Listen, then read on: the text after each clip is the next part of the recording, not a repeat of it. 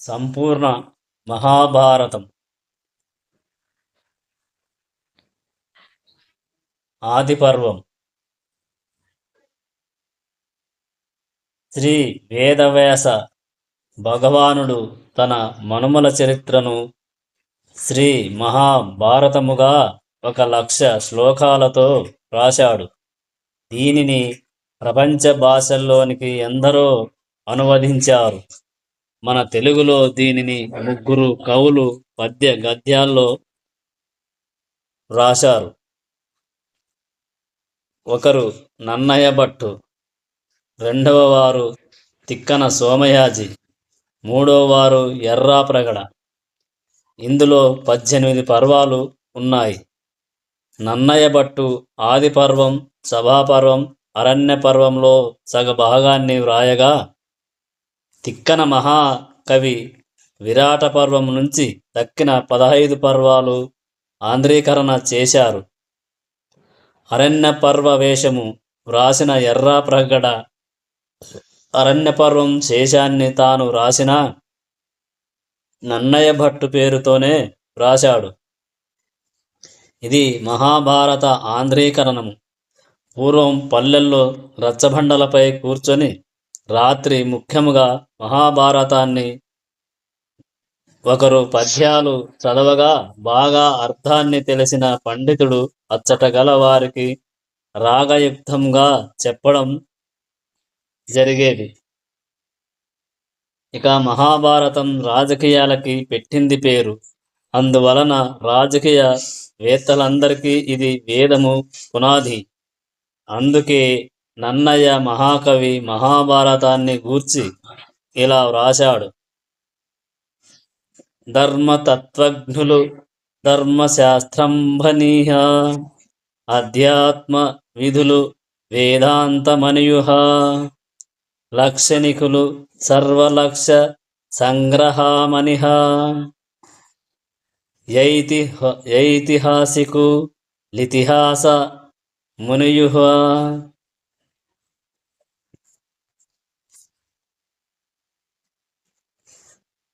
పరమ పౌరాణికుల్ బహుపురాణ సముచ్య యంభనీ మహీ గొనియాడు చుండహ. వివిధ వేదతత్వవేది వేదవ్యాసు డాధి ముని పరాశరాత్మజుండు విష్ణు సన్నిభుండు విశ్వజననీయమై పరుగుచుండ జేసే భారతంబు.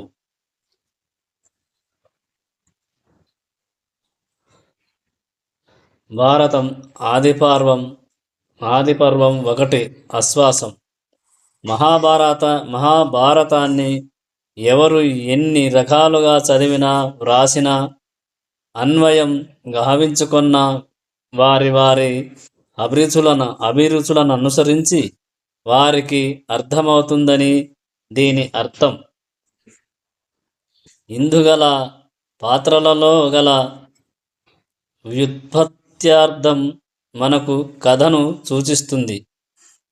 మహాభారత భాగవత రామాయణాలు మనకు భారతీయ హర్షధర్మానికి పట్టుకొమ్మలు. అంతేకాక వీటికి మామూలుగా కథ ఉండి అందులో అంతరార్థంగా ఆధ్యాత్మిక మంత్ర శాస్త్రాలు మనకు బోధిస్తాయి. ఇది మహాభారతం గూర్చి ముందుగా తెలుసుకొనదగినది. సూత మహర్షి పుణ్యము వైరిజంతు పరిపోషిత తోసి మృగాహి నాగం.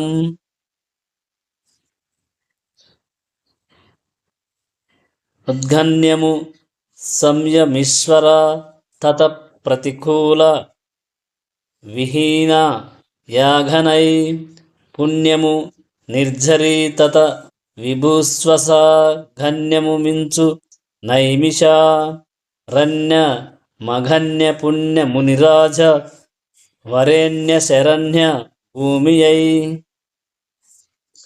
నైమిషారణ్యములో శౌనకాది మునులు దీర్ఘ సత్రయాగం అను యాగాన్ని శ్రీమన్నారాయణుని గూర్చి చేస్తున్నారు. ఆ యాగానికి మహర్షులు, రాజులు, పుణ్యాత్ములు వచ్చిపోయేవారు. దానిని తిలకించడానికి సూత మహర్షి రాగా అందరూ ఎదురేగి ఆర్ష్య పద్యాలిచ్చి తీసుకొని వచ్చి ఉన్నత ఆసనంపై కూర్చుండబెట్టి మునులందరూ ఏకకంఠంతో సూత సుధామధురవచో వ్రాత నతత్రాత విష్ణురమ్యగుణ కథాఖ్యాత మహాత్మా, సకల పురాణాలను మీ గురుదేవుడగు వ్యాసమహర్షి కరుణతో విని వ్యాఖ్యానింపదగిన వాడవు. ఇప్పుడు నీవు మా పూర్వ పుణ్యం చేత వచ్చావు. మాకు నీవు పవిత్రమైన మహాభారత చరిత్ర వినిపించాలని కోరారు. దానికి సూతుడు ఎంతో సంతోషించాడు. మా గురుదేవుల వలన విన్న చరిత్ర నేను మీకందరకు వినిపిస్తాను, శ్రద్ధతో వినండి అని ఇలా చెప్పాడు వైశంపాయనుడు. జనమేజయ మహారాజు హాయిగా రాజ్యాన్ని చేసుకుంటుండగా వైశంపాయన ముని ఆ సమయానికి అచ్చటకు రావడం, మహర్షిని మహారాజు పూజించడం జరిగింది. ఆయనను చూసి, మహాత్మా, మా పూర్వీకుల చరిత్ర వ్యాసుల వారు వ్రాశారు. అదే మహాభారతం. దానిని వినాలని ఉన్నదని జనమేజయుడడగగా వైశంపాయనుడు ఇలా చెప్పాడు. వ్యాసమహర్షి, సూత మహర్షి, శౌనకాదులకు మహాత్ములారా, ముందుగా మా గురుదేవుల చరిత్ర మీకు చెప్పుతాను, వినండి. వసురాజు అనే నామంతో ఒక మహారాజు ఉండేవాడు. అతని అర్ధాంగి గిరికాదేవి. ఆమె అపురూప లావణ్యవతి, అందాల రాశి. ఆమెను కూడి ఆ రాజు దాంపత్య సుఖాలను అనుభవించేవాడు. అలా ఉండగా ఆమె ఋతుస్నాత అయి భర్తృరతి క్రీడను కోరింది. అలాగే వసురాజు ఉన్న ఇంతలో ఆయన పితృదేవతలు, నీవు తప్పకుండా అరణ్య మృగ మాంసాన్ని మాకు తక్షణం కావాలి, ఇది మా ఆజ్ఞ అని వసురాజును వారు ఆజ్ఞాపించారు. అరణ్యానికి అతడు వేటకు వెళ్ళడం తప్పనిసరి అయ్యింది. అలాగే వెళ్ళిన మహారాజు మనస్సంతా తన అర్ధాంగిపైనే ఉంచి, ఆమె రూపలావణ్యాలు అరణ్యములో తలచుట వలన అతని వీర్యము స్ఖలనమైంది. అలా అది పోవడం ఇష్టము లేక ఆ రేతస్సును ఆకుడొప్పలో ఉంచాడు. దాన్ని తన డేగమెడలో కట్టి తన అర్ధాంగికి అందించమని పంపాడు. అలా డేగ వెళుతుండగా ఇంకొకటి వచ్చి దాని మెడలోనిది తినే వస్తానని దాంతో యుద్ధము సాగించగా డొప్పలోనున్న వీర్యం క్రిందనున్న యమునా నదిలో పడింది. ఒక శాపము మూలముగా ఆ నదిలో గల చేప దానిని మృంగింది. ఆ చేప గర్భము దాల్చింది. అది దాశరాజును మత్స్యకారుని వలలో పడింది. అద్రిక ఒక దివ్యాంగన శాపవశాన చేప రూపు ధరించింది. దాశరాజు దానిని కోయగా ఒక మగబిడ్డ, ఒక ఆడబిడ్డ చేపలో నుండి వచ్చారు. ఆద్రికకు శాపం పోయి తన లోకానికి వెళ్ళింది. దాశరాజు ఆ ఇరువురను వసురాజుకు ఇచ్చేశాడు. వసురాజు తాను మగబిడ్డను తీసుకొని ఆడబిడ్డను దాశరాజుకే ఇచ్చేశాడు. దాశరాజు దగ్గర ఉన్న ఆడబిడ్డకు సత్యవతి అనే పేరు పెట్టాడు. ఆ మత్స్యరాజు సత్యవతి యుక్త వయస్సు సమీపింపగా తండ్రికి మారుగా యమునా నదిపై పడవ నడపడం ఆమెకు అలవాటైంది. మత్స్యమునకు పుట్టడం చేత ఆమెకు వలసువాసన రావడంతో మత్స్యగంధి అని కూడా ఆమెను పిలుస్తుండేవారు. ఇలా కొంతకాలం జరగ్గా ఒకరోజు వశిష్ఠ మహర్షి మనుమడు పరాశర మహర్షి యమునా నదిని దాటగా వచ్చాడు. మామూలుగా సత్యవతి పడవ నడపడం ప్రారంభింపగా ఎవ్వరూ లేరు. సత్యవతి పరాశర మహర్షి ఇరువురే అచ్చట ఉండగా ఆమె యవ్వన రూప లావణ్యాలకు పరాశర మహర్షి మనస్సు కామోద్రేకం కలిగింది. ఏమిటి ఎప్పుడూ లేని ఈ మనోవికారమే మని అతడు ఈ మనోవికారమేమని అతడు తన తపోనేత్రముతో చూడగా వసురాజు వీర్య సంజాతక అర్థమయ్యింది. సంతసించాడతడు. పరాశరుడు తన అభిప్రాయాన్ని సత్యవతికి తెలుపగా ఆమెకు మొదట ఇష్టము కాకపోయినా తుదకు అంగీకరించి ఈ పగటిపూట కూడదు అందరూ చూస్తున్నారనగా పరాశరుడు తన తపోమహిమతో ఆ యమునా నది ఇసుక తిన్నెల రెల్లుపై ఆమెతో సంగమింపగా మగబిడ్డ పుట్టాడు. ఆమెకు పొలసువాసన లేకుండా కన్యత్వం పోకుండా పరాశరుడు ఎన్నో వరాలిచ్చాడు. ఆమెతో సంగమించు సమయమున మంచులాగా క్రమ్మించాడు మహర్షి. తల్లి గర్భము నుండి భూమి మీద పడ్డ ఆ మగ శిశువు 12 వర్షప్రాయం 12 సంవత్సరములు గలవాడయ్యాడు. శ్యామలా ఛాయతో పుట్టుట చేత అతనికి కృష్ణనామం వచ్చింది. నదీ ఇసుక దిబ్బపై పుట్టుట వలన ద్వైపాయనుడయ్యాడు. అందుకే అతడు కృష్ణ ద్వైపాయనుడు అయ్యాడు. పరాశరునికి ఉద్భవించుట వలన దివ్యర్షి అయ్యాడు. తల్లి సత్యవతికి వందన చందనలర్పించి మాతా, నేను తపస్సుకు వెళతాను. నన్ను స్మరిస్తే నేనెక్కడ ఉన్నా నీ దగ్గర రెక్కలు కట్టుకొని వ్రాలతానని తపస్సుకు వెళ్ళాడు. సత్యవతి పరాశర మహర్షిని తన కుమారుని పంపి యథాప్రకారముగా యమునా నదిలో పడవ నడుపుతుంది. ఆమె శరీర సౌందర్యానికి సుగంధానికి వచ్చిపోయే వారందరూ ఆశ్చర్యమందారు. క్రమముగా అందరకు జరిగిన చరిత్ర అవగతమైంది. తండ్రి దాశరాజు జరిగిన దానికి సంతోషించాడే గాని ఏమీ బాధపడలేదు. కౌరవులు పాండవులు జననం. అలా కృష్ణ ద్వైపాయనుడు మహత్తర తపోనిధి అయ్యాడు. రాసులుగా పడి ఉండే వేదాలను తపోశక్తితో బ్రహ్మదేవుని ముఖాల్లాగా 4గా విభజించాడు. జయమను పేర ఈ మహాభారతాన్ని విరచించాడు. 18 పురాణాలను వ్రాశాడు అని జనమేజయ మహారాజా, మీ వంశానికి మూల పురుషుడు ఉపరి చెర వసువు కురువను మహారాజు 100 అశ్వమేధ యాగాలు చేశాడు.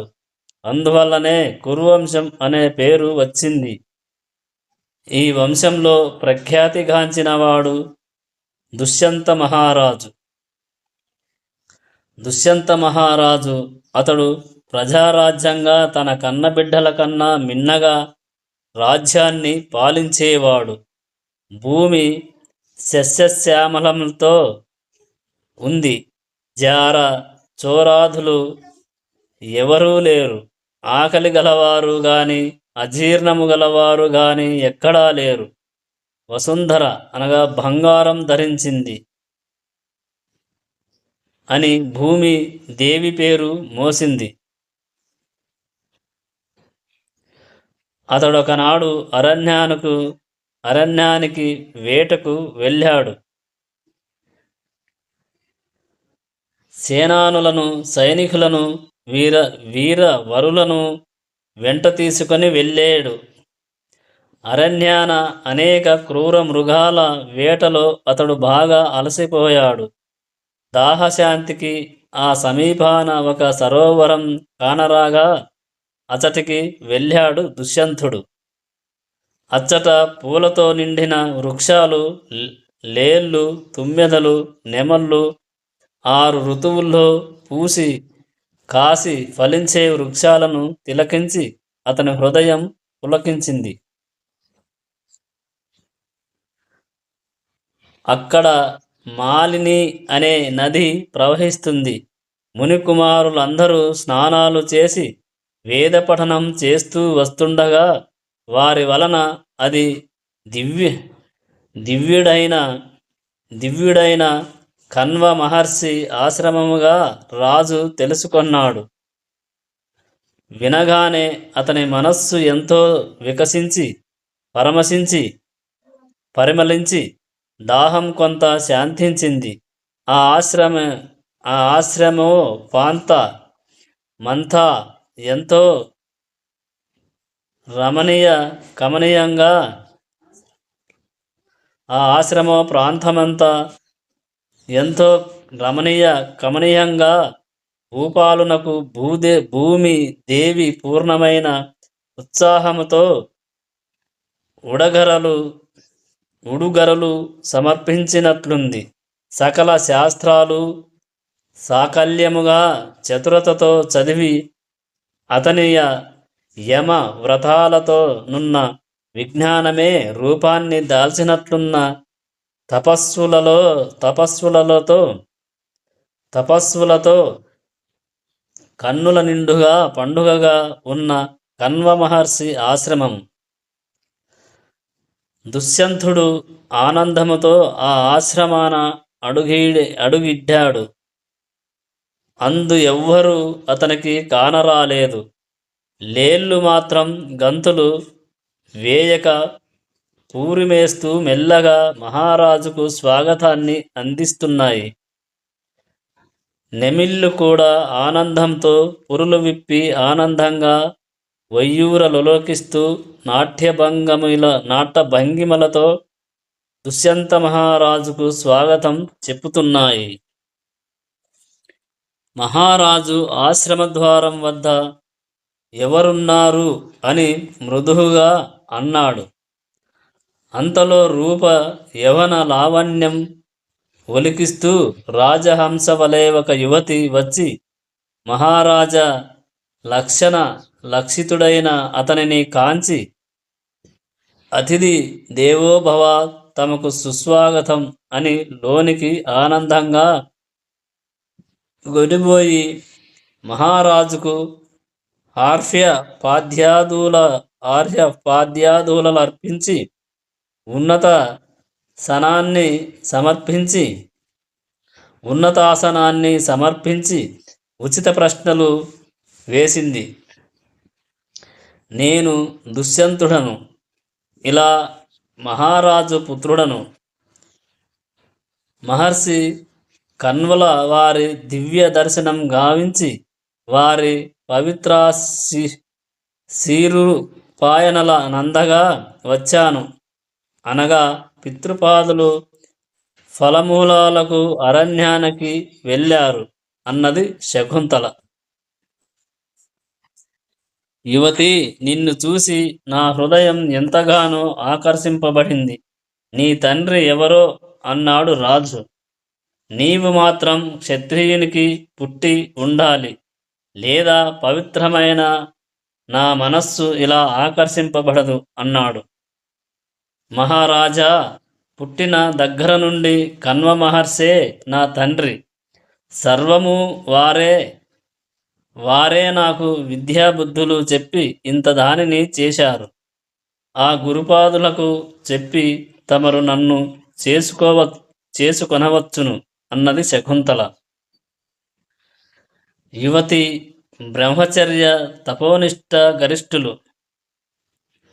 బ్రహ్మాజ్ఞనులు వారికి నీవెలా పుట్టావో ఆశ్చర్యముగా ఉందే అనగా శకుంతల ప్రభు నా పుట్టువు గూర్చి వినండి.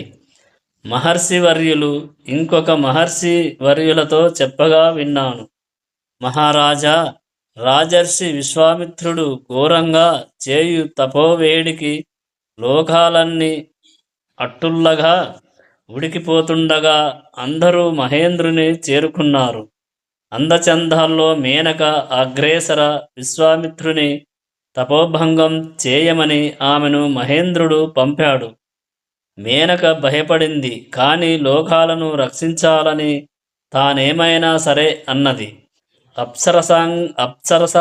అప్సరాంగాన మేనక ప్రభు నా వెంట మన్మధుని మందమలయ నిలాన్ని పంపాలి.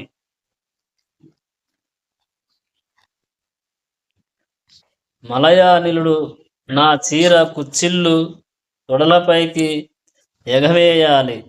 అదే సమయమున మారుడు నా ఒర చూపుల్లో నిలిచి తన తూపులు వేయాలని మేనక అడగ్గా మహేంద్రుడు అన్నింటికీ ఒప్పుకొని పంపాడు. మేనక సురపురాన్ని వీడి సుందర తపోవనాన్ని సృష్టించుకున్న విశ్వామిత్రుని ఆశ్రమ ప్రాంతంలో కాళ్ళగజ్జలు మ్రోయిస్తూ అడుగుపెట్టింది. ఆమె హావభావ విలాస రమణీయ నాట్యభంగిమలతో మహర్షి సమీపంలో నాట్యమయూరిలా నాట్యం చేయ ప్రారంభించింది. ఆమె నడల ననుసరింప రాజహంసలొచ్చాయి. నాట్యాన్ని నేర్చుకొనడానికి నెమిళ్ళు వచ్చి ఉరువిప్పి ఆడుతున్నాయి. మహర్షి సమీపమున ఆమె నాట్యం చేస్తుండగా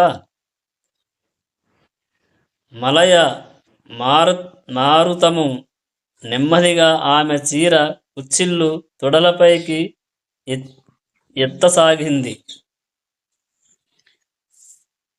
ఇకలా కళానికి విశ్వామిత్రుడు కన్నులు విప్పి చూశాడు.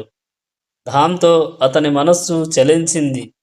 తదేక ధ్యానముగా ఆమె తొడల అందాన్ని అపోషణం పట్టి ఆమె ఓరచూపులకు గులామై దగ్గరకు పిలిచాడు. ఆమె ముసిముసి నగవులతో వయ్యారంగా నడుస్తూ వచ్చి అతని తొడపై కూర్చుంది. ఆమె తొడలు స్పృశిస్తూ ఇక ఏముంది, మేనక విశ్వామిత్రులిద్దరూ ఏకమై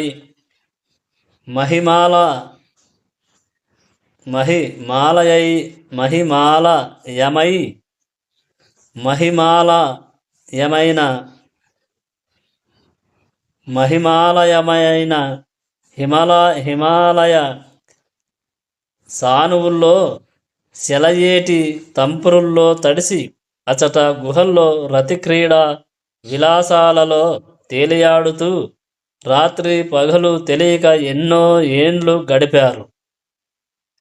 ఆ సమయాన వారికి ఒక ఆడబిడ్డ జన్మించింది. కనీసము పసికందని అయినా అనక ఇద్దరు చేరొక దారి పట్టారు. ఆ ఆడబిడ్డ ఏడుస్తుండగా అక్కడ ఉన్న శకుంత పక్షులు తమ రెక్కలు విప్పి ఎండ తగలకుండా ఆ పసికందును చక్కగా రక్షింపసాగాయి. సహజముగా కాముకులు వారి అవసరాలు తీరగానే ఎవరి మట్టుకు వారు పోతారు. స్నానార్థం వస్తున్న కణ్వ మహర్షి ఆ బిడ్డను తీసుకొచ్చి శకుంత పక్షుల రక్షణలో పెరిగింది కాబట్టి శకుంతలాగా పిలవసాగారు. అలా నన్ను ఆ మహర్షి చంద్రుడు తల్లి, తండ్రి, గురువు, దైవం తానై సమస్త విద్యలు నేర్పారు. మహారాజా, ఇది నా జీవిత చరిత్ర అని శకుంతల దుష్యంత మహారాజుకు చెప్పిందని, జనమేజయునకు వైశంపాయనుడు చెప్పాడని, శౌనకాది మహర్షులకు సూత పౌరాణికుడు చెప్పాడు. ఓ కళ్యాణి, నీవు రాజర్షికే జన్మించావు. అందువలనే నా హృదయం నీపై పడింది. రా, నన్ను వివాహం చేసుకో అన్నాడు రాజు. నీవు రాజభోగాలన్నీ అనుభవించుతావు, ఇంకా సందేహమెందుకు అనగా, మహారాజా, మహా తపస్వి అయిన బ్రాహ్మీ మయమూర్తి అయిన నా తండ్రితో చెప్పకుండా మీతో గాంధర్వ వివాహమా? మహర్షుల వారి అనుమతి కొని నన్ను గొనుట నాకు సమ్మతము అన్నది. యువతీమణి, సందేహించకు. నీ ఆత్మ ఏది చెప్పితే దానినే చెయ్యి. ఆత్మ అనృతము చెప్పదు కదా. ఎంతకీ మహారాజు సమాధానం పడకపోవడం వలన, ప్రభు, మీ ఆత్మ ఏది చెప్పితే అది చేయండి. కానీ ఒక నియమం, నాకు మీకు జన్మించిన వాడే మీ అనంతరం రాజ్యాభిషిక్తుడు కావాలి. అందుకు మీరు సరే అంటే నేను సరే అంటాను అన్నది. అంత దుష్యంతుడు శకుంతలయు అటగల పొదరిండ్లలోకి కలిసి ఆనందంగా, ఓ యువతి, నేను నా రాజధానికేగి నిన్నటకు తోడ్కొని రావడానికి తగినట్లు రాజలాంఛనాలతో తీసుకొని రా, ఏర్పాటు గావిస్తాను అని వెళ్ళిపోయాడు. ఇంతలో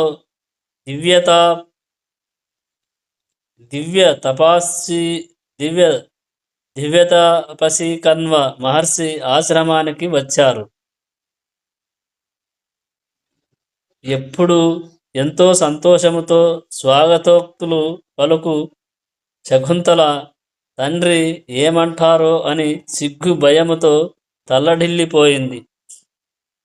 కొంతసేపటికి ధైర్యం తెచ్చుకొని మహర్షి దగ్గరకు వచ్చింది. ఆమెను తన దగ్గరగా తీసుకొని లాలిస్తూ, అమ్మా, ఏమి జరిగిందో వివరించు మమ్మా అనగా, తండ్రి తమతో ఏమి చెప్పాలో తోచలేదు. ఇలా మహారాజ చంద్రుని కుమారుడు కురువంశరాజు దుష్యంతుడు క్రూర మృగ వేటకు వచ్చి మన ఆశ్రమానికి తమ దర్శనానికి వచ్చారు. ఆయనకు నా హృదయాన్ని అర్పించి గాంధర్వ వివాహం గావించుకున్నాను. ఆదరణతో హృదయపూర్వకముగా ఆశీర్వదించండి అనగా, బిడ్డా, నీవు ధర్మపరుడు, నియమ వ్రతుడు, మహాత్ముడైన దుష్యంత మహారాజునే గాంధర్వమున వివాహం చేసుకొన్నావు. నీ గర్భమున ఒక చక్రవర్తి కాగల బిడ్డడున్నాడు అని శకుంతలకు ఆశీస్సులందించాడు. మంచి సుముహూర్తాన శకుంతల ఒక కుమారుని కన్నది.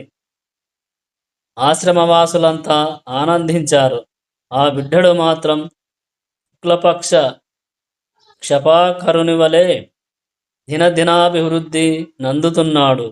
సుమారు 5 ఏళ్ల వాడైన ఆ రాచబిడ్డడు తన పరాక్రమముతో క్రూరసత్వ మృగాలను దువ్వి వాటిపై స్వారీ గావిస్తూ నగరానికి గొనివస్తుండేవాడు.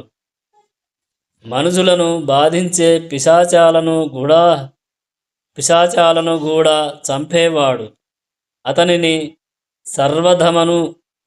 సర్వధమనుడని అందరూ కన్వ మహర్షి ఆశ్రమంలో బాలుని పిలిచేవారు. ఇలా శకుంతల కుమారుడు మహర్షుల ఆశ్రమాలన్నీ తిరిగి వారి ఆశీస్సులను పొంది వారికి కావలసిన పనులన్నీ చేస్తుండేవాడు. కానీ దుష్యంత మహారాజు మాత్రం వెళ్ళిన దగ్గర నుంచి కనీసం ఒక భటుడనైనా పంపలేదు. సంవత్సరాలు ఇట్టే తిరిగి పోతున్నాయి. ఇలా ఆ బాలునికి 12 సంవత్సరములు వయస్సు వచ్చింది. శకుంతల రాజపుత్రుడు కనుక తన కుమారునికి అస్త్రశస్త్ర విద్యలతో పాటు శాస్త్రాలు నేర్పించింది. సర్వదా మనుడు అలా అన్ని విద్యల్లో ఆరితేరిన వాడయ్యాడు. ఒకరోజు మహర్షి, బిడ్డా, ఇన్ని సంవత్సరాలైనా మహారాజు నీకు వర్తమానం పంపలేదు.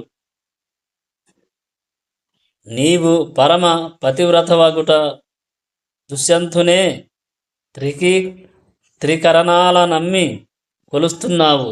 ఇక నీ కడుపు పంట సర్వశాస్త్ర పారంగతుడై యువరాజు సింహాసనాన్ని అధిష్ఠించే వయస్సు కలవాడయ్యాడు. స్త్రీ ఎన్ని నాళ్ళు పుట్టింటిలో ఉన్న సౌఖ్యము సున్నా భర్తయే ఏడుగడ అతని దగ్గరే ఆమెకు సర్వ సుఖాలు లభిస్తాయి. తల్లిదండ్రులు ఎంతగా చూసినా భర్తతోనున్న ఆనందానికి సరిరాదు. కన్వ మహర్షి సర్వధమనుని చూచి, కుమారా, నీవు కొందరు మునికుమారులతో కలిసి వెళ్ళి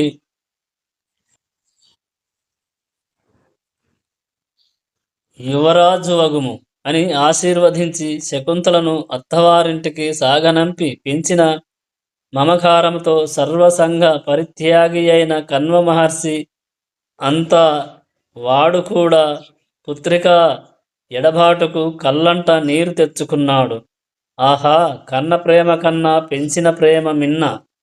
అలా కుమారునితో మునికుమారులతో వెళ్ళిన శకుంతల దర్బారులో గల దుష్యంత మహారాజు దగ్గరకు వెళ్ళి నమస్కరించి నిలబడింది. కన్నకుమారుని వెంట పెట్టుకొని, కాంతా, ఇక్కడికెందుకు వచ్చావు అనగా, మహారాజా, కొన్నాళ్ల క్రిందట మీరు కన్వ మహర్షి ఆశ్రమంలో నన్ను గాంధర్వ విధిని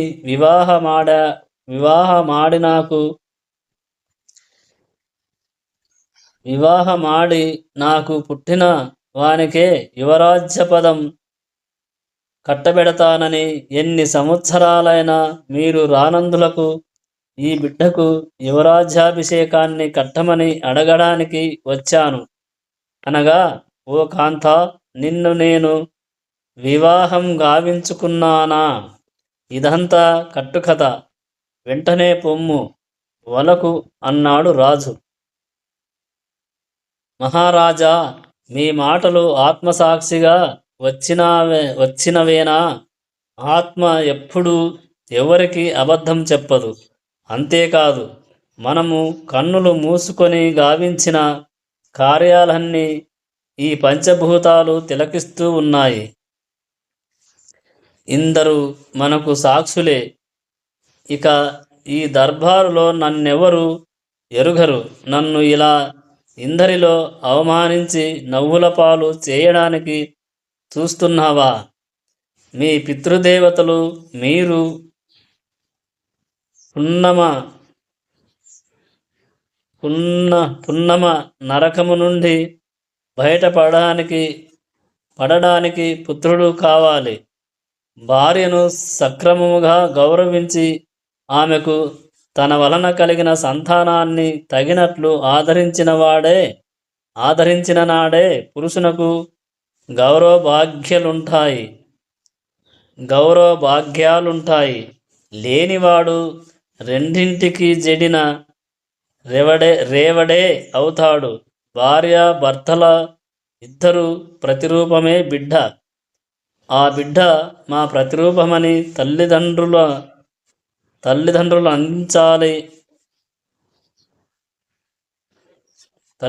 ఆనందించాలి. వారిదే నిజమైన దాంపత్యం. లేని వారికి ఆ సౌభాగ్యం దూరమవుతుంది. సృష్టిలో ప్రతి జీవితమ సంతానాన్ని ఎంతగానో ప్రేమించి ఆదరాభిమానాలతో చూస్తాయి. ఇంకా మానవుల గూర్చి చెప్పనక్కరలేదు మహారాజా. ఈ నీ కుమారుని ఒక్కమారు అక్కున చేర్చుకొన్న మంచి గంధము కన్నా మీ మనస్సుకు ఎంతో సుగంధముతో చల్లదనము హాయిని అందుకోండి. మీరు సత్యాన్ని ధర్మాన్ని మరవకండి. ఈ సృష్టిని సత్యధర్మాలు రెండే నడుపుతాయి. శకుంతల స్త్రీలు ఎంతకైనా తెగించిన వారే. అనగా మహారాజా, ఇంతైనా ముందు చూపు లేని మీ వంటి కాములను చేపట్టడం నాదే పొరపాటు. మీరేదో చంద్రవంశంలో పుట్టిన రాజచంద్రులనుకున్నాను. ఇంతటి మాయదారులని అప్పుడు తెలిసికొనలేకపోయాను. కామం కళ్ళు మూసుకుపోతుందన్నారు. అది నా పట్ల సరిగ్గా సరిపోయింది. లేకున్నా పుట్టిన నాటి నుండి అతిగారాభంగా పెంచి విద్యబుద్ధులతో పెంచి పెద్దగావించే మహర్షి నా తండ్రి. కన్వుడితో నేనైనా చెప్పు వరకు అవకాశాన్నివ్వక మాయమాటలతో నన్ను నమ్మించి ఇప్పుడిలా మాట్లాడిన మీ రాజరికంను ఏమనాలి? గర్భవాసమున పుట్టిన బిడ్డను ఆదరించలేకపోతే అటువంటి వారు నరకములో కూరుకుపోతారు. కుమారుని చూసి, ఇదిగో ఈ నీ కుమారుని పోలికలన్నీ మీవే. వీని ఆ పాదమస్తకము సర్వరాజ్య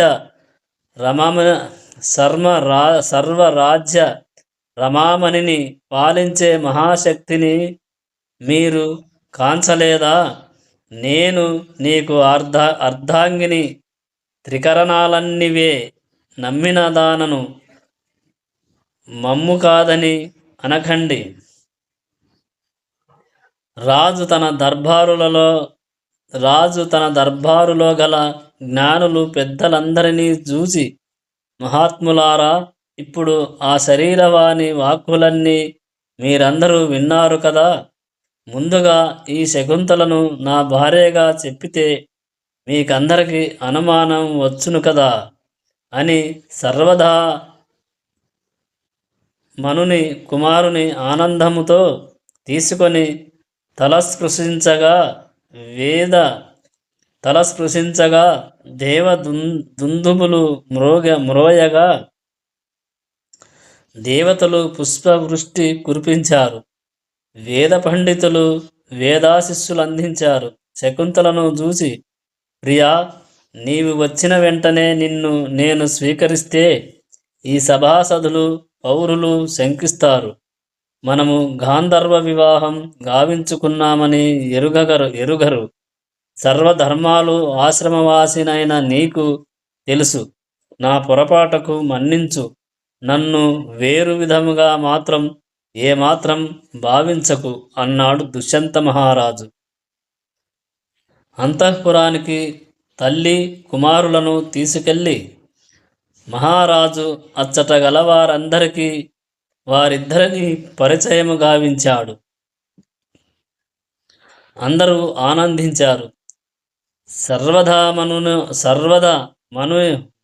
సర్వద మనునిలో గల రాజలక్షణాలన్నీ చూసి, ఇది వరకు ఈ చంద్రవంశంలో ఇన్ని క్షాత్ర వలక్షణాలు గలజ చంద్రుడు లేడని వేణుల్ల పొగడారు.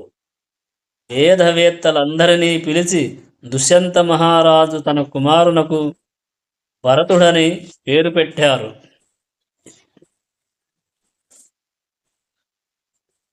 ప్రజలందరి సమక్షమున భరతునకు యవన రాజ్యాభిషేకము గావించాడు మహారాజు. దుష్యంతుడు చాలా కాలం రాజ్యాన్ని పాలించాడు. అనంతరం భరతుడు భారత రాజ్యాన్ని పాలిస్తూ ప్రజారాజ్యముగా ప్రజలందరి చేత మెప్పులంది పెద్దలందరినీ గౌరవించి కణ్వ మహర్షి ఆధ్వర్యములో అశ్వమేధాది క్రతువులు చేసి భూరి దక్షిణలిచ్చి రాజ్యపాలన గావించాడు. కసుడు దేవయాని. శుక్రాచార్యుడు రాక్షసులకు గురువు. దేవతలు రాక్షసులు తల్లులు వేరైన తండ్రి మాత్రం కశ్యప మహర్షి ఒక్కడే. అయినా దుర్మార్గులైన రాక్షసులు సాత్వికులైన దేవతలను ఎప్పుడు చంపుతుండడము జరుగుతుండేటిది. రాక్షసులు చనిపోగా శుక్రుడు మృతసం జీవిని విద్యతో రాక్షసులను బ్రతికిస్తుండేవాడు. దేవతలు మాత్రం అమృత సంజీవిని విద్య ఎరుగరు. ఇలా ఉండగా దేవగురువు బృహస్పతి శుక్రాచార్యుల దగ్గరకు తన కుమారుని కసుని మృత సంజీవిని విద్య నేర్చుకోవడానికి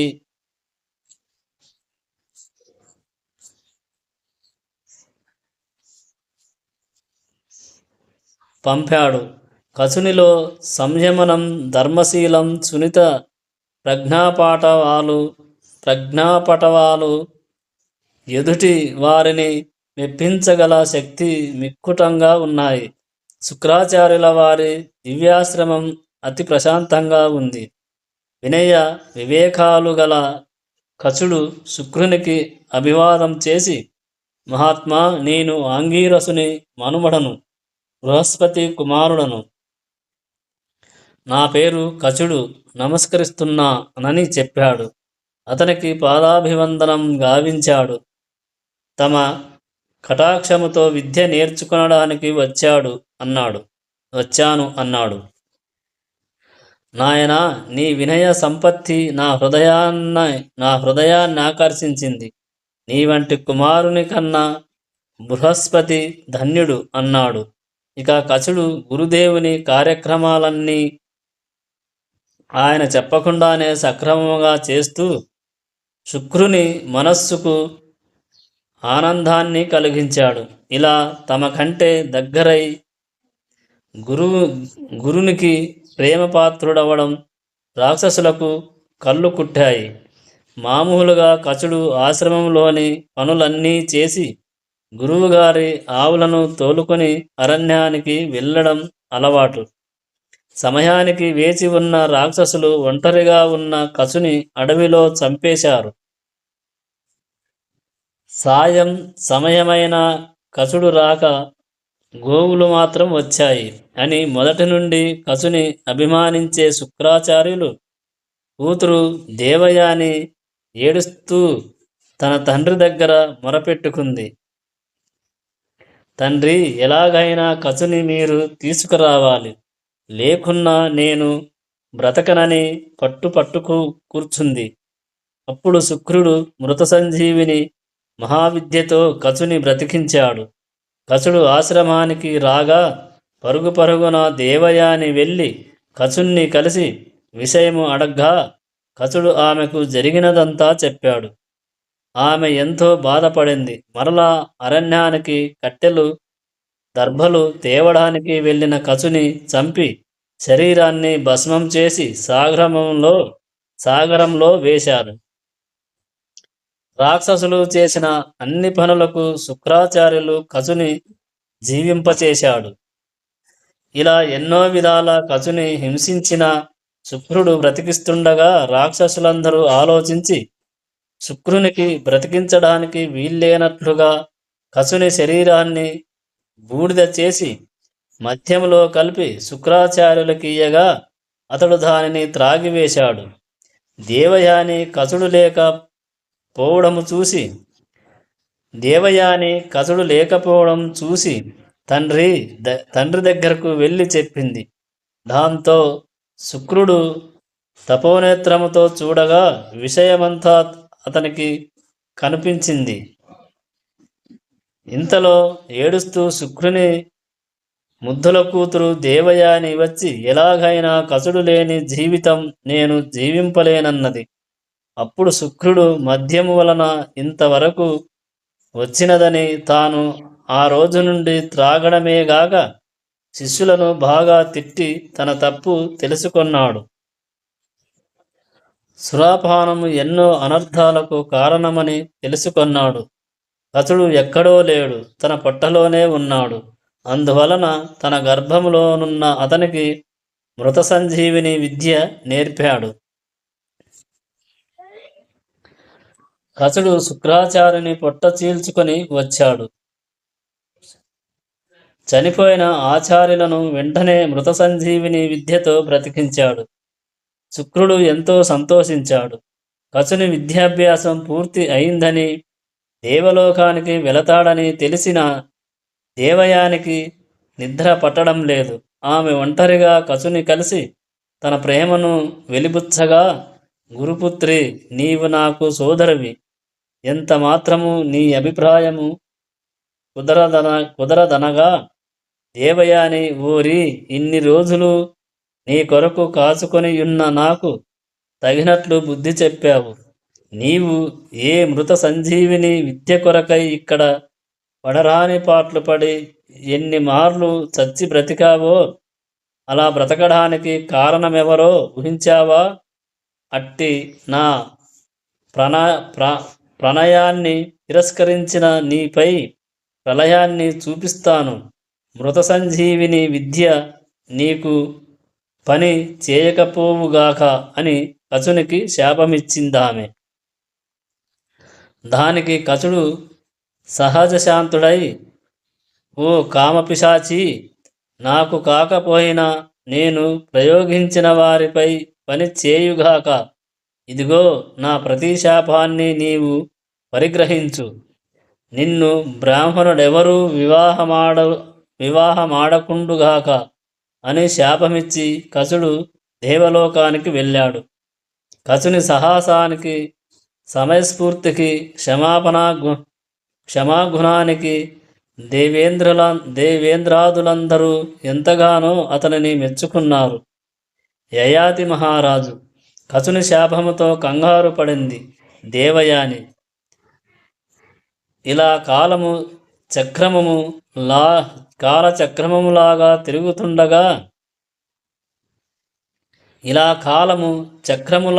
తిరుగుతుండగా ఒకనాడు మహారాజపుత్రి శర్మిష్ఠి దేవయాని చెలులుగూడి ఉద్యానవన సరస్సులలో జలక్రీడల్లో తేలి అనంతరం శర్మిష్ఠ పొరపాటుగా దేవయాని చీరను దాల్చింది. అహంకారి అయిన దేవయాని, ఓసి శర్మిష్ఠ, నేనెవరినో తెలియునా? రాక్షస జాతికే గురువు, తపోధనుడైన శుక్రాచార్యుల ముద్దుల కుమారిని. అటువంటి నా చీరను తేరిపార చూడ్డానికి కూడా తగని నీవు నా చీరనే ధరిస్తావా? ఎంత సాహసమే నీది అని గర్వంతో అహంకరించింది దేవయాని. శర్మిష్ఠి, చాలేవే, నీవు నీ అహంకారము ఏమి చూసి ఇలా మిడిసి పడుతున్నావు? నా తండ్రి ఇదేశానికి మహారాజు అయినంత మాత్రాన అహంకారించాలా?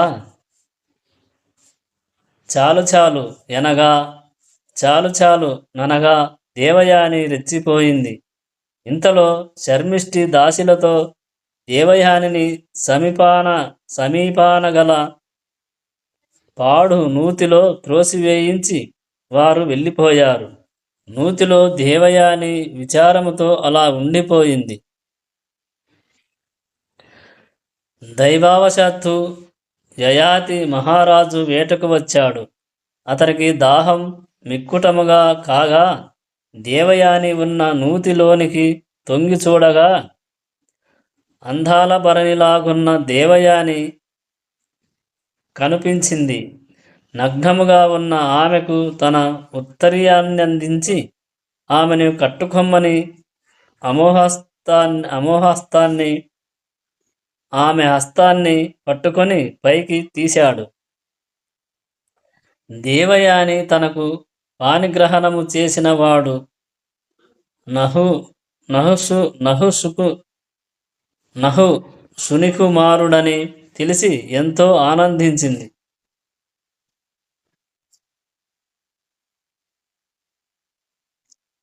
మహారాజా, నగ్నంగా ఉన్న నా శరీరాన్నంతా తిలకించి నాకుడి చేయి పట్టుకున్న నా కుడి చేయి పట్టుకున్న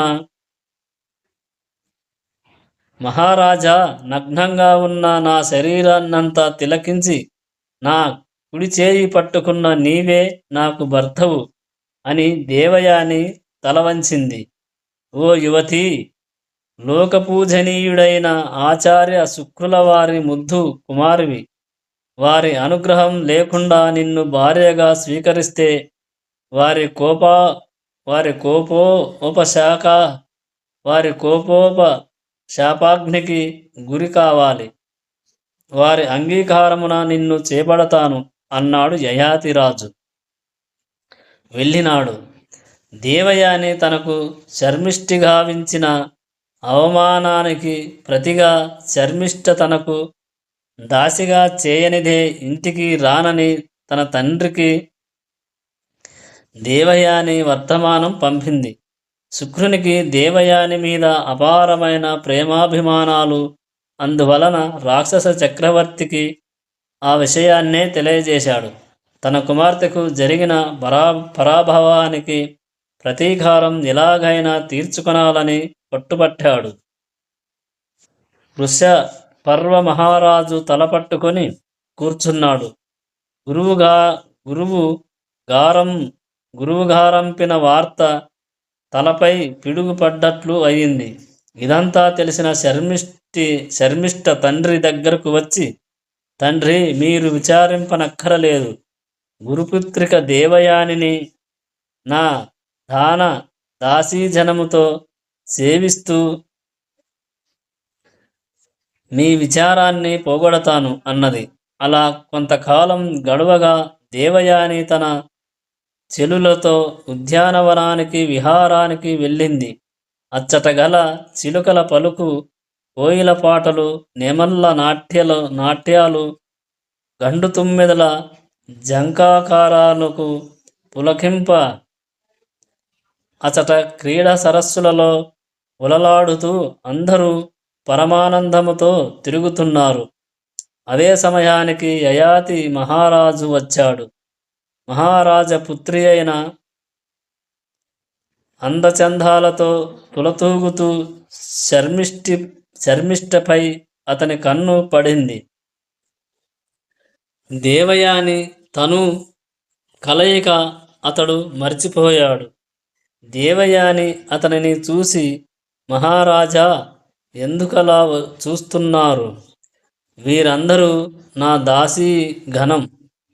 అందులో పెద్ద దాసి శర్మిష్ఠ అని నర్మగర్భంగా అన్నది. ఓ యువతి, నేను యయాతిని, సమస్త శాస్త్రాలు చదివి బ్రహ్మచర్య దీక్షలో నున్న మహారాజును అని దేవయానికి అతని చరిత్ర చెప్పాడు. అప్పుడు దేవయాని పట్టరాని ఆనందముతో పూర్వము జరిగిన విషయము గుర్తుకు తెచ్చి ఆమె తన తండ్రి దగ్గరకు దాసీ జనముతో మహారాజును తీసుకుని వెళ్ళింది. శుక్రాచార్యులు విషయమంతా తెలిసి సంతోషించాడు. దేవయాని యయాతి మహారాజుల వివాహం శుక్రాచార్యులు స్వయముగా జరిపించి, మహారాజా, దేవయానిలాగే ఈ శర్మిష్ఠను చూడాలి, కానీ రతిక్రీడలో మాత్రం పరిత్యజించాలి.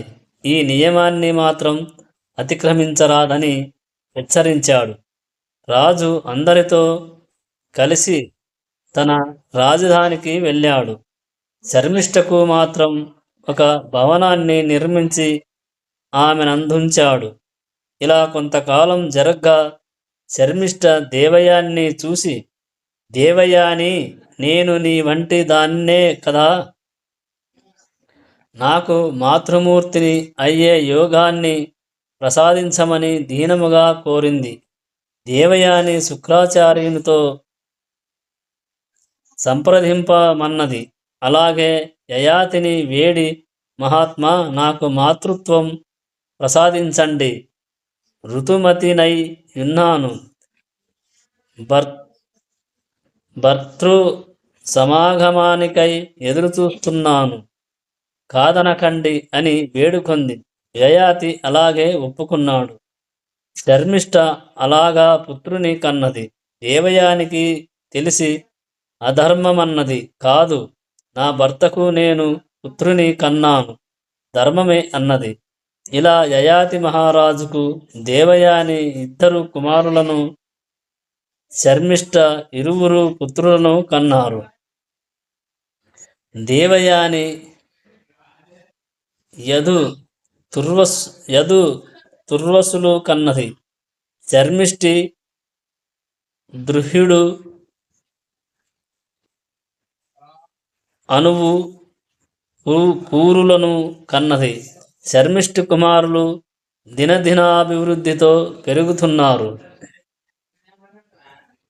ఇలా ఉండగా ఒకరోజు దేవయాని యయాతి మహారాజు క్రీడా వనవిహార సమయాన శర్మిష్ఠ కుమారులు దేవయాని కంటపడ్డారు. ప్రభు, అటు చూడండి, అచ్చంగా మీలాగే ఉన్నారు, వారెవరో అని ఆమె ఆ కుమారులను మీ తల్లిదండ్రులెవరని అడగ్గా వారు శర్మిష్ఠ, యయాతి మహారాజులని చెప్పారు. రాజువైపు చూడగా రాజు మారు మాటలాడలేదు. ఇక దేవయాని అపరిమితమైన కోపం తెచ్చుకుంది. శర్మిష్ఠ దగ్గరకు దేవయాని వెళ్ళి, శర్మిష్ఠ, ఎంత నంగనాచివే అనగా, దేవయాని, నీ వివాహపు దినాన్నే నేను యయాతి మహారాజును వివాహం గావించుకున్నాను. నీలాగే పిల్లలను కన్నాను. నీవు పెద్ద, నేను చిన్న, ఇంతే తేడా. మహారాజు పోషణలో నుండే నేను అతని వలన ఈ బిడ్డలను కనడంలో ఆశ్చర్యమేముంది? నీవిందుకు ఆగ్రహం చెందనక్కర కూడా లేదు. దేవయాని శుక్రుని వద్దకేగి, తండ్రి, ఎంత జరిగిందో చూడు. యయాతి కూడా దేవయానితో భయముతో వెళ్ళాడు. ఓరి యయాతి, ఇంతకు తెగించే నీవు ఏ యవ్వనాన్ని చూసి నా మాటను కూడా ధిక్కరించావో ఆ యవ్వనం పోయి వార్ధక్యం వచ్చుగాక అని శుక్రుడు శాపమిచ్చాడు. ఆచార్య, నాదే తప్పు, తమరు కటాక్షించండి. ఇంకా దేవయానితో కామోప భోగాలందాలని ఉంది.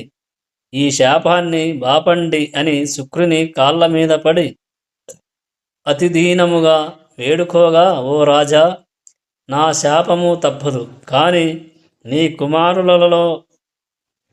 కుమారులలో ఎవరైనా నీ వార్ధక్యం తీసుకొని వారి యవ్వనమును నీకియ్యవచ్చు. ఇంతే, మార్పు చేయగలను అన్నాడు శుక్రుడు. యయాతి తన పుత్రులను పిలిచి ఈ విషయము చెప్పగా, తండ్రి, ముసలితనమును మించిన కష్టము మరి లేదు అన్నాడు యదువు. ఓరి మూర్ఖుడా, నా మాటనే తిరస్కరిస్తావా? నీకు నీ సంతతికి రాజ్యార్హత లేదు, పొమ్మన్నాడు. ఏ కుమారుడు అతన్ని మాటను వినలేదు. కడకు పూర్వు అను కుమారుడు, తండ్రి, ఈ శరీరము తమరిచ్చినదే కదా, ఎప్పుడో ఒకప్పుడు ఈ శరీరానికి ముసలితనం రాక తప్పదు కదా అని తండ్రి ముసలితనాన్ని హృదయపూర్వకముగా అంగీకరించాడు. వెంటనే అతనికి ముసలితనం వచ్చింది. యయాతి అతనికి రాజ్యాన్నిచ్చి అంతఃపురాన దేవయానితో ఇష్టాకామ్యార్థాలలో మునిగి తేలుతూ ఉన్నాడు. ఎంత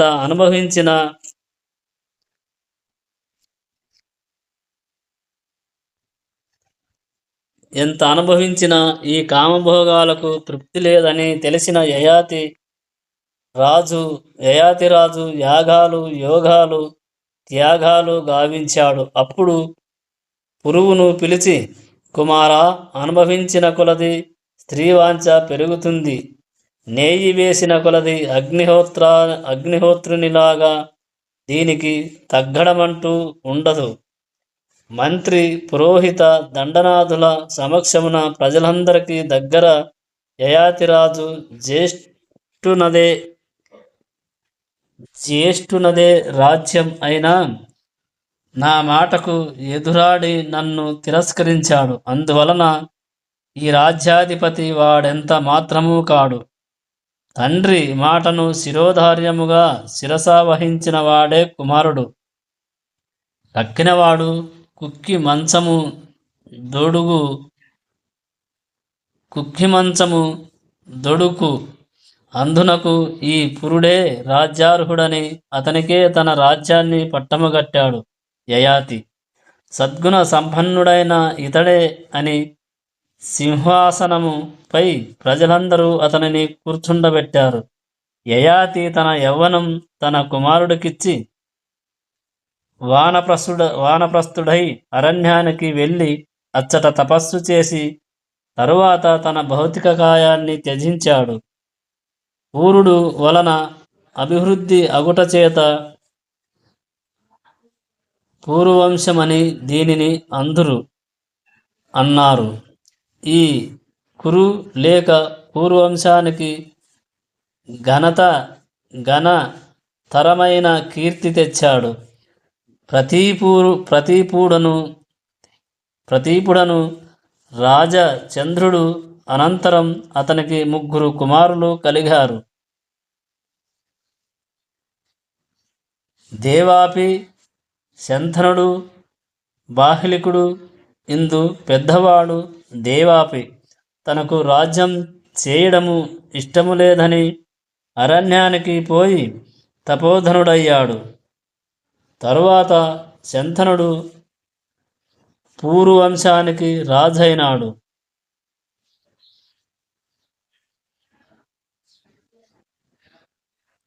ప్రతీపరాజు గంగాతీరములో తపస్సు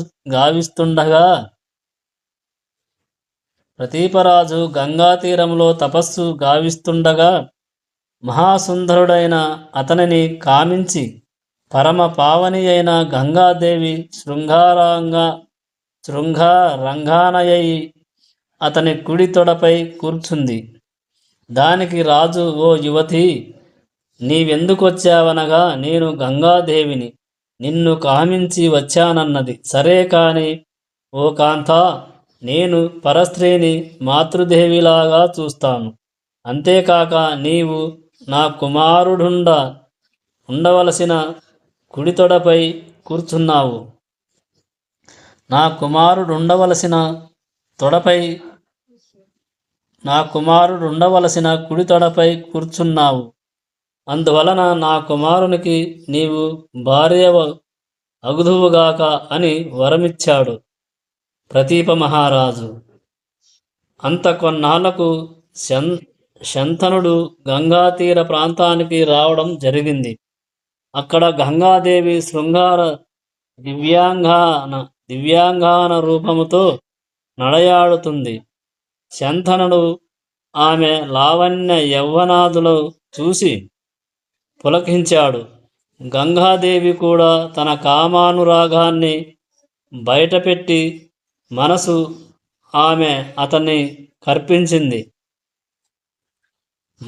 ఆమెకతనికి అర్పించింది.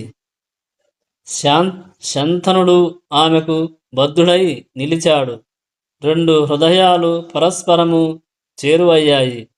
పెదవులు కలిశాయి.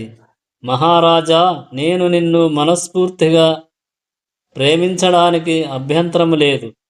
మహారాజా, నా మాటకు మీరు ఎట్టి పరిస్థితులలోనూ ఎదురు చెప్పకూడదు. అలా మీరొప్పుకున్న తప్పక మీ అర్ధాంగినవుతాను అన్నది గంగాదేవి. శంతనుడు దానికి సమ్మతించాడు. అనంతరం గంగా శంతనులకు సశాస్త్రీయంగా హస్తినాపురంలో మహావైభవముగా వివాహం జరిగింది. ఇలా గంగా శంతనుల సంసార రసాన్ని ఆస్వాదించగా తనకు కలిగిన వరుస క్రమముగా ఏడుగురు కుమారులను గంగాదేవి పుట్టిన వెంటనే గంగలో కలిపేసింది. శంతనుడు మాత్రం ఆమెకు ఎదురు చెప్పడం లేదు. అడిగితే వెళ్ళి పోతుందనే బాధ ఒక ప్రక్క, పుట్టిన ప్రతి బిడ్డను గంగలో కలిపేయడం ఒక బాధగా అతడు అనుభవిస్తున్నాడు. ఇంతలో 8వ బిడ్డను గంగాదేవి కన్నది. ఆ బిడ్డను ఎత్తుకొని మామూలు ప్రకారముగా గంగాదేవి బయలుదేరగా శంతనుడు అడ్డు వచ్చాడు. మహారాజా, మన వివాహం ముందు నా అభిమతానికి అడ్డురానన్నావు. ఇప్పుడు మాట తప్పి నన్ను అడ్డుకున్నావు. అందువలన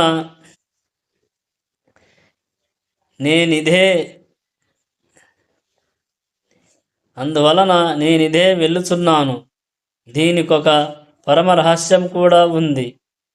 పశువులు ఏనమండుగురు నా గర్భాన పుట్టారు.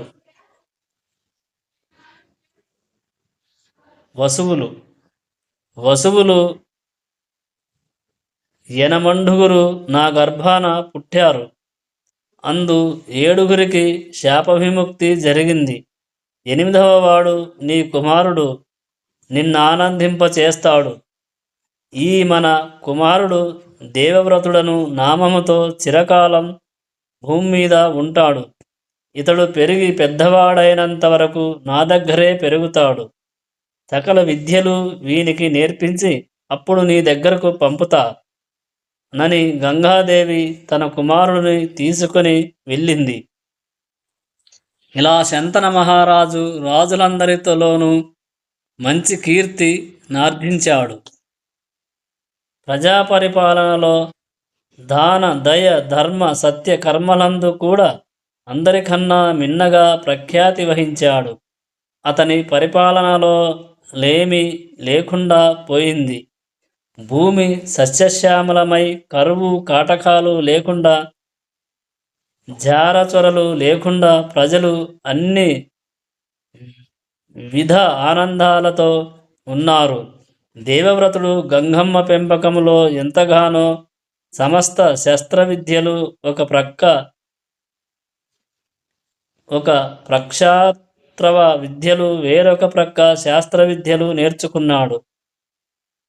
శంతన మహారాజు ఒకనాడు వేటకు వెళ్ళగా గంగానది ప్రాంతమున దివ్య తేజముతో మెరుస్తున్న యువకి శూరాన్ని చూసి తన కుమారుడుగా గుర్తించాడు. ఆ కుమారుని తన రాజధానికి తీసుకుని వచ్చి యువరాజాభిషేకం చేశాడు.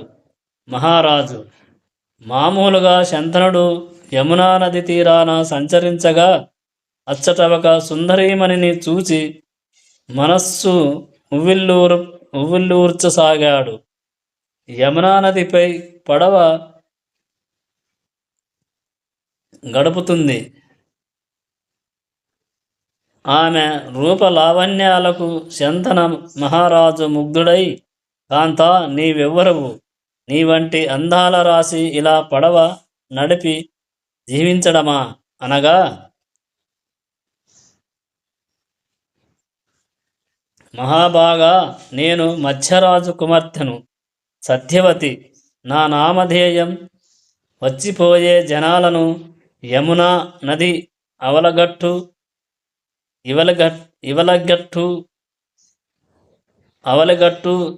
ఇవలిగట్టుకు చేరవేయడమే నా వృత్తి, నా జీవనం కూడా అనగా శంతనుడు మత్స్యరాజు దగ్గరకు వెళ్ళి, ఓ మత్స్యరాజా, నీ కూతురును నేను వివాహం గావించుకుంటాననగా, ఓ మహారాజా, మీకు నా బిడ్డ నేయడం నాకిష్టమే, కాని ఆమెకు జన్మించిన వానికి మీ రాజ్యాభిషేకం చేయాలి. అలా మీకు సమ్మతమైతే మాకు సమ్మతమే. శంతనునకు ఏమీ తోచలేదు.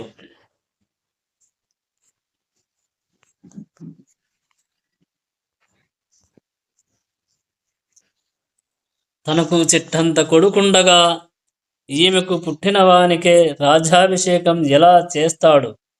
విచారంతో ఇంటికి వచ్చాడు. ఎక్కడ చూసినా ఆమెయే కనిపిస్తుంది. శాంతన శంతన మహారాజుకు మనస్సుగా లేదు. ఏమి చేయడానికి పాలుపోలేదు.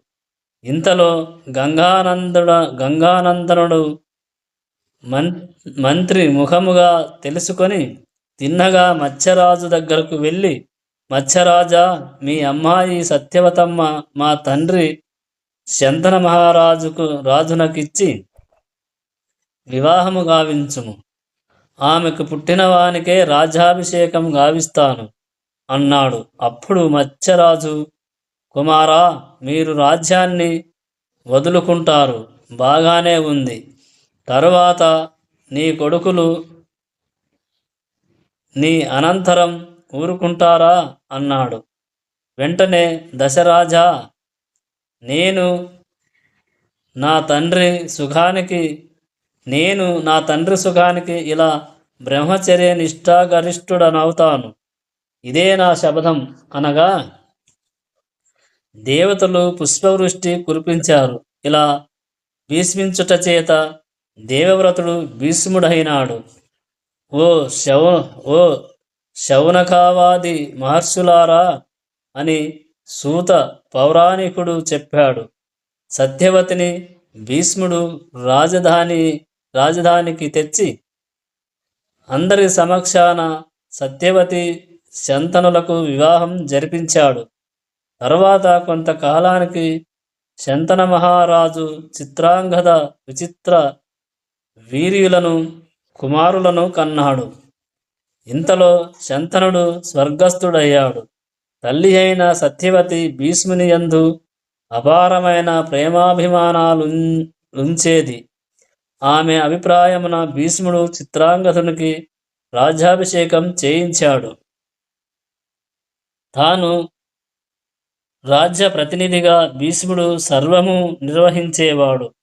చిత్రాంగదుడు ఒక గంధర్వునితో యుద్ధము గావించి అతని చేతిలో చనిపోయాడు. మరలా భీష్ముడు విచిత్రవీరునికి పట్టాభిషేకం గావించాడు. కాశీరాజు పుత్రికలు అంబాలికలకు స్వయంవరం ప్రకటింపగా భీష్ముడు ఆ ముగ్గురు కన్యలను తమ్ముని కొరకై తీసుకువచ్చాడు. ఎదిరించిన రాజులనందరినీ గెలిచాడు. నేను సాల్వరాజును ప్రేమించాననగా ఆమెను విడిచిపెట్టి అంబాలికను విచిత్ర వీర్యునికిచ్చి ఘనముగా వివాహము గావించాడు.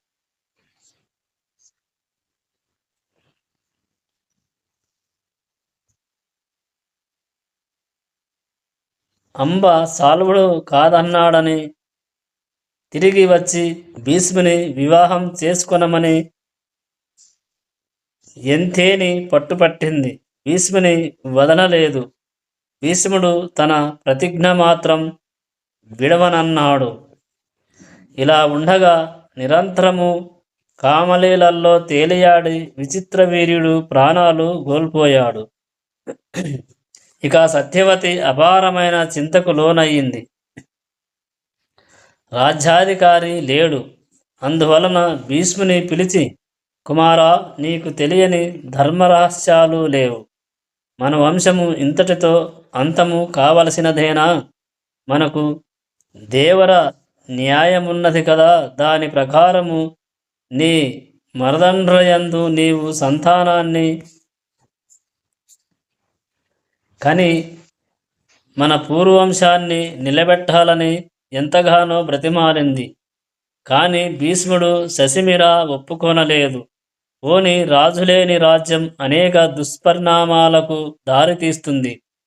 జార చోరాధులు దండన లేక మితిమీరుతారు. కనుక నీవు ఈ రాజ్యాధికారాన్నైనా చేపట్టమని ఎంత బ్రతిమాలినా భీష్ముడు తన ప్రతిజ్ఞ విడవనన్నాడు. ఇక సత్యవతికి మరింత మనస్తాపం ఎక్కువయింది. ఇంకా ఏ దిక్కు అని విచారింపగా తన పెద్ద కుమారుడు తపోనిధి వ్యాస మహర్షి జ్ఞాపకము రాగా కుమార వ్యాస అని పిలిచిన మాత్రమున తల్లి పాదాల దగ్గర వ్రాలాడు. కృష్ణ ద్వైపాయనుడు సత్యవతి కుమారుడని చేర పిలిచి, నాయన మన వంశం నిలబడాలి. ఈ భీష్ముడు తన వ్రతము వీడడు. ఇక నీవే నాకు దిక్కు. అంబిక అంబాలికలందు నీ అనుగ్రహము ప్రకటిస్తే మన వంశం నిలుస్తుంది అని గడ్డము పట్టుకుని సత్యవతి ఎంతగానో బ్రతిమాలింది. మాతృదేవి వాక్యాలు విన్నాడు. సరే అన్నాడు. అంబికను వ్యాసుని దగ్గరకు పంపగా అతని రూపాన్ని చూసిన అంబిక గట్టిగా నేత్రాలు మూసుకుంది. అప్పుడు వ్యాసుడు సత్యవతిని చూసి, తల్లి అంబికకు గ్రుడ్డివాడు జన్మిస్తాడన్నాడు. గొప్పవాడే కాని తల్లి వలన కన్నులు కానరావు అన్నారు. అది విని, కుమారా, గ్రుడ్డివాడు రాజ్యార్హతకు తగడు. అందువలన అంబాలికకు సంతానాన్ని కలుగజేయమని వేడింది. అంబాలికను కలిసి వచ్చిన మహర్షి, అమ్మా, ఈమె కంపించిన శరీరముతో కలిసింది. అందువలన ఈమె పాండురోగికి జన్మనిస్తుంది. అంబాలికకు వేరొక కుమారుని ఇయ్యమనగా అంబాలిక భయపడి తన భూషణాలు చీనాంబరాలు ధరింపచేసి దాసిని వ్యాసుని దగ్గరకు పంపింది. ఇంకేముంది, అంబాలిక దాసి వ్యాస భగవానునితో కలయుట కన్నా భాగ్యమేముందని ఆనందముతో వ్యాసుని కలిసింది. వ్యాసుడు ఇవలకు వచ్చి, మాత, నీ కోడలు తన దాసిని పంపింది. ఆమెకు ప్రజ్ఞ విజ్ఞ ధర్మ విధుడు పుడతాడని తాను వెళ్ళిపోయాడు. భీష్ముడు ధృతరాష్ట్ర పాండురాజు విదురులని పెంచుతూ విద్వాంసులుగా అస్త్ర విద్య నిపుణులుగా తీర్చిదిద్దాడు. వారు కూడా భీష్ముని కన్న తండ్రి కన్నా మిన్నగా గౌరవ వినయ భక్తి ప్రవత్తులతో మెలగసాగారు. ముగ్గురుకు యుక్త వయస్సు వచ్చింది.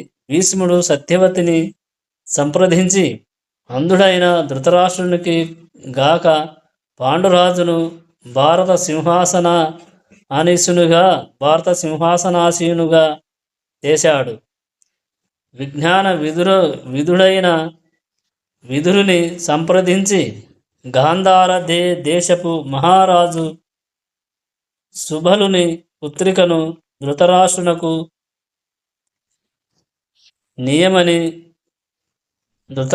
ఇయ్యమని పురోహితులను పంపాడు భీష్ముడు. పుట్టుగ్రుడ్డివానికి నా బిడ్డను ఎలా ఇయ్యడమని మహారాజు ఆలోచిస్తుండగా గాంధారి తండ్రి, నేను అతనినే వివాహం చేసుకుంటానని పట్టుబట్టడం వలన తండ్రి ఒప్పుకున్నాడు. తన భర్తకు కన్నులు లేవు, నాకు మాత్రం ఎందుకుండాలి?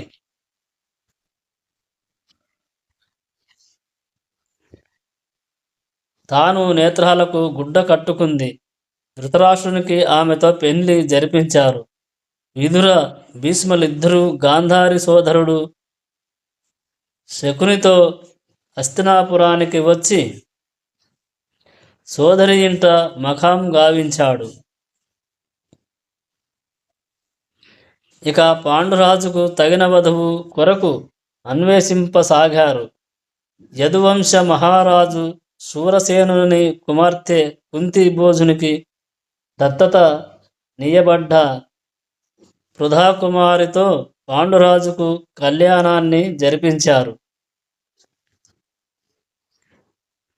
విదుర భీష్ములు కుంతి భోజ మహారాజు గారింటికి దత్తతగా వచ్చిన పృథకుమారుని కుంతి అని పిలవడం వలన కుంతిగా ఆమె పేరుగాంచింది.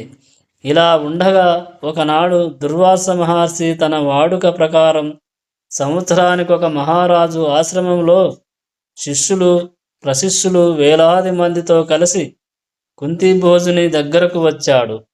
కుంతిభోజుడు దివ్య తాపా తపస్సుకి తగినట్లు ఆర్షపాద్యులు ఇచ్చి పూజించి వచ్చిన పని తెలుపమనగా, మహారాజా, ఈ సంవత్సరము చతుర్మాస్య వ్రతాన్ని మీ అధ్యక్షములో గావించాలని వచ్చాననగా, మునీంద్ర, ఈ మహత్తర అవకాశాన్ని నాకు కల్పించారు, తప్పక అలాగే చేయండని కుంతిభోజ మహారాజు మంత్రి సామంతాదులను పిలిచి ఏర్పాట్లు చక్కగా గావించాడు. తన పుత్రిక కుంతిని మహర్షికి ఏ లోటు రాకుండా చూడ్డానికి నియమించాడు. ఆ 4 మాసాలు వర్షాకాలమగుటవ మహారాజు యాగము చూడవచ్చిన వారికి తగిన ఏర్పాట్లు గావించాడు. ఇలా 4 మాసాలు జయప్రదంగా చతుర్మాస వ్రతము జరుగుటకు మహారాజును ఎంతగానో అభినందించి కన్య అయిన కుంతిని పిలిచి ఆమెకు భర్తల వలన సంతానము కలుగదని తలచి, రాజకుమారి, నీకొక మంత్రం చెబుతాను, దాన్ని జాగ్రత్తగా ఉంచుకొనుము అని దుర్వాసుడు వెళ్ళిపోయాడు. అలా కొన్ని రోజులు గడవగా ఒకనాడు కుంతి ఉదయాన్నే గంగానదిలో స్నానం గావించి అప్పుడే ఉదయిస్తున్న సూర్యభగవానుని చూచి దుర్వాస మహర్షి ఇచ్చిన మంత్రాన్ని సూర్యభగవానునిపై ప్రయోగించింది. ఇంకేముంది, ఒక మహారాజు వలె సూర్యదేవుడు కుంతీదేవి ముందు నిలబడగా కుంతి వణికిపోతుండగా, రాకుమారి, నీకు భయము లేదు, నేను వచ్చిన పని వృధా కారాదు అని ఆమెలో తన తేజస్సును నిలిపి వెళ్ళిపోయాడు. కుంతి గర్భాన్ని ధరించి ఒక దాసి సహాయంతో అంతఃపురంలో ఎవరికీ తెలియకుండా 9 మాసాలు నిండగా ఒక తేజోమూర్తిని కన్నది. ఆ బిడ్డడు 2వ సూర్యుని వలె వెలిగిపోతూ కవచకుండలాలతో పుట్టాడు. వివాహం కాని కుంతి ఆ బిడ్డను కన్నదని ప్రజలంటారని ఒకనాటి అర్ధరాత్రి దాసిని తీసుకొని ఒక పేటికలో ఆ పసికందును పెట్టి విడవలేక గంగానదిలో విడిచి వచ్చింది.